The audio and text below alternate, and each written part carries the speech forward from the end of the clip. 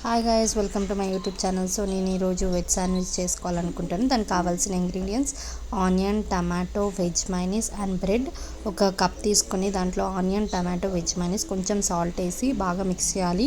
దాని creamy structure వచ్చే వరకు బాగా మిక్స్ చేశాక 2 బ్రెడ్ స్లైసెస్ తీసుకోవాలి. 2 బ్రెడ్ స్లైసెస్ తీసుకొని ఒక బ్రెడ్ సైజ్ మీద మంచిగా మనకు వచ్చిన ఈ కొంచెం తీసుకొని దాన్ని మంచిగా అప్లై చేసుకోవాలి.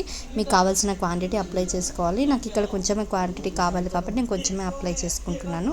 దాని తర్వాత ఒక ప్యాన్ పెట్టేసి గ్యాస్ మీద దాని మీద బటర్ వేసి మంచిగా బ్రెడ్ పెట్టండి. మంచిగా కాలే వరకు దాన్ని కాలుస్తూనే ఉండండి. బికాజ్ ఇలా కాల్స్తే మనకి టేస్ట్ అనేది బాగా వస్తుంది.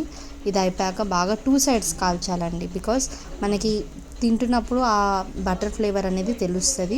ఇలా 2 సైడ్స్ కాల్చుకున్నాక మంచిగా బ్రెడ్ స్లైస్ని మంచిగా ఇలా బ్రౌన్ స్ట్రక్చర్ వచ్చే వరకు కాల్చుకోవాలి. మీ ఇష్టం, ఎక్కువసేపు కాల్చుకోవాలనుకుంటే కాల్చుకోవచ్చు. నెక్స్ట్ ఇలా తీసుకొని 2 సైడ్స్ తిప్పి ఒక బౌల్ తీసుకొని ఆ బౌల్లోకి సర్వ్ చేసుకొని మీకు నచ్చిన షేప్లో కట్ చేసుకొని తినేయడమే. This is today's mini blog.